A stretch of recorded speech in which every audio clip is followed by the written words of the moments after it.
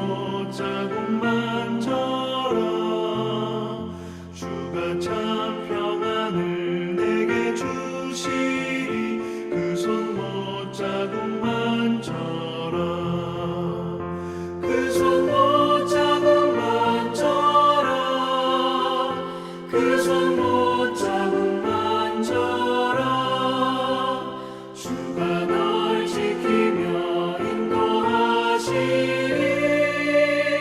그 손 못자국만 저라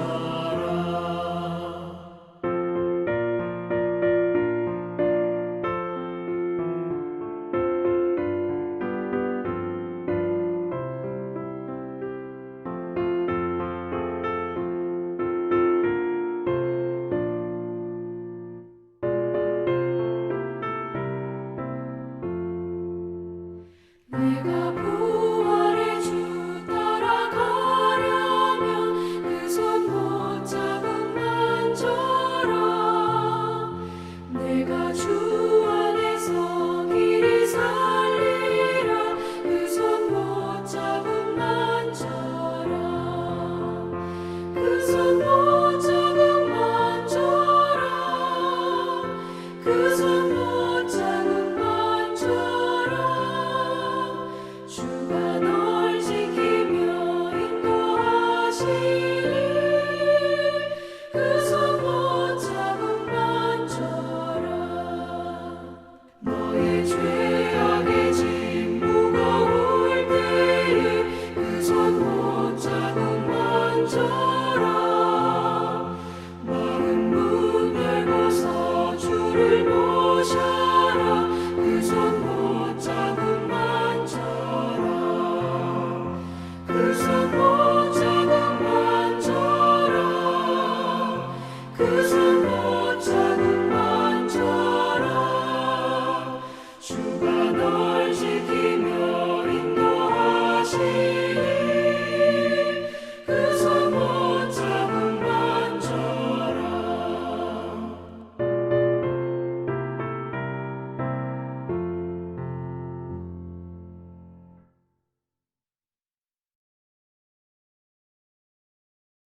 요엘서 1장 1절에서 12절 말씀입니다. 부두엘의 아들 요엘에게 임한 여호와의 말씀이라. 늙은 자들아 너희는 이것을 들을지어다. 땅의 모든 주민들아 너희는 귀를 기울일지어다. 너희의 날에나 너희 조상들의 날에 이런 일이 있었느냐? 너희는 이 일을 너희 자녀에게 말하고 너희 자녀는 자기 자녀에게 말하고 그 자녀는 후세에 말할 것이니라. 팥중이 남긴 것을 메뚜기가 먹고 메뚜기가 남긴 것을 너치가 먹고 너치가 남긴 것을 황충이 먹었도다. 취하는 자들아 너희는 깨어 울지어다. 포도주를 마시는 자들아 너희는 울지어다. 이는 단 포도주가 너희 입에서 끊어졌음이니 다른 한 민족이 내 땅에 올라왔음이로다. 그들은 강하고 수가 많으며 그 이빨은 사자의 이빨 같고 그 어금니는 암사자의 어금니 같도다. 그들이 내 포도나무를 멸하며 내 무화과 나무를 긁어 말갛게 벗겨서 버리니 그 모든 가지가 하얗게 되었도다. 너희는 처녀가 어렸을 때에 약혼한 남자로 말미암아 굵은 배로 동이고 애곡함같이 할지어다. 소제와 전제가 여호와의 성전에서 끊어졌고 여호와께 수종드는 제사장은 슬퍼하도다. 밭이 황무하고 토지가 마르니 곡식이 떨어지며 새 포도주가 말랐고 기름이 다하였도다. 농부들아 너희는 부끄러워할지어다. 포도원을 가꾸는 자들아 곡할지어다. 이는 밀과 보리 때문이라. 밭에 소산이 다 없어졌음이로다. 포도나무가 시들었고 무화과 나무가 말랐으며 석류나무와 대추나무와 사과나무와 밭의 모든 나무가 다 시들었으니 이러므로 사람의 즐거움이 말랐도다. 아멘. 이스라엘의 왕이 통치하던 시대가 들어서자 왕이 하나님의 율법에 따라 통치하는지 안 하는지를 감시 감독하는 일이 필요했습니다. 왕은 하나님을 대신하여 다스리기 때문에 자기 마음대로 하거나 혹은 이방 나라처럼 다스려서는 안 되기 때문입니다. 선지자들이 왕국 시대에 자주 등장하는 이유가 바로 이런 일을 하기 위함이었습니다. 그러므로 선지자들이 외친 메시지를 이해하기 위해서는 선지자가 활동한 시대적 배경이 중요한데 안타깝게도 요엘서에서는 그 시대적 배경이 소개되어 있지 않아서 메시지를 정확하게 이해하는 데 어려움을 줍니다. 그러나 이것은 다른 의미로 요엘서의 메시지가 특정 시대를 위한 것이 아니라 여러 시대에도 적용될 수 있는 보편적 말씀으로 만들어주기 때문에 우리가 이해하고 적용하는 데 문제가 없습니다. 실제로 선지자들이 외친 내용들을 보면 당대에 혹은 가까운 미래에 일어날 사건들을 말하면서도 동시에 예수님의 시대와 그 후에 종말에도 이루어질 사건까지 포함하고 있어서 넓게 보는데 문제가 없는 것입니다. 요엘서에서 말하는 핵심 내용은 여호와의 날이 오고 있으니 회개하라는 것입니다. 그렇다면 무엇으로 여호와의 날이 오는지를 알 수 있을까요? 그 징조가 무엇입니까? 여호와의 날은 어떤 모습으로 임하는 것일까요? 만약 여기에 대해 유다 왕국이 살아남으려면 무엇을 해야 합니까? 여기에 대한 하나님의 반응은 무엇일까요? 이 네 가지 질문에 대한 답이 요엘서가 다루는 내용들입니다.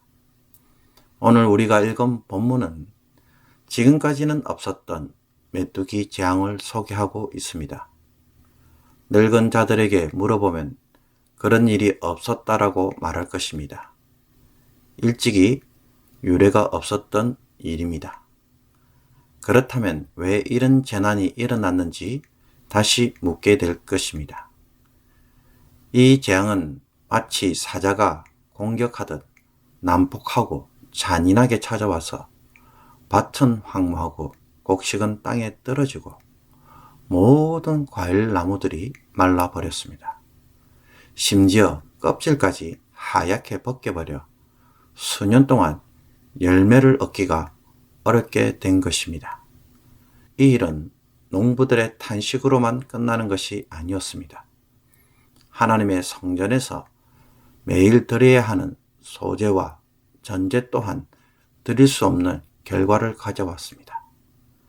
과연 이것을 우연한 자연재앙으로 간주할 수 있을까요? 신명기 28장의 말씀을 보면 이스라엘 백성이 하나님과의 언약을 깨트리고 불순종하게 되면 주어지는 것들이 바로 메뚜기 재앙, 가뭄, 자손들이 열국 중에 흩어지는 재앙들입니다. 신명기 28장 41절 42절 말씀입니다. 내가 자녀를 낳을지라도 그들이 포로가 되므로 너와 함께 있지 못할 것이며 내 모든 나무와 토지 소산은 메뚜기가 먹을 것이며. 그러므로 지금까지 유례없는 이런 재앙은 언약을 깨트린 자들에게 주어진 결과라는 사실을 요엘서는 강조하고 있는 것입니다. 세상 사람들은 인생의 실패와 재난을 단순히 재수 없어서 나에게 일어난 자연재해 혹은 인간의 실수, 지혜의 부족으로만 간주합니다. 그러나 그리스도인의 삶은 항상 언약에 기초하고 있기 때문에 언약에 대해 그 사람이 어떤 삶을 살았는가에 따라 복과 저주가 임하는 것입니다.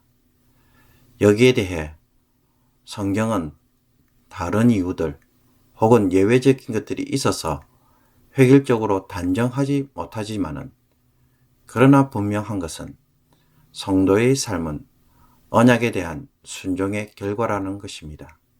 그리고 언약에 대한 신실한 삶은 내가 보기에 괜찮은 신앙생활이 아니라 하나님 보시기에 합당한 신앙생활을 하는지를 늘 말씀으로 살펴서 검증되어야 한다는 것입니다.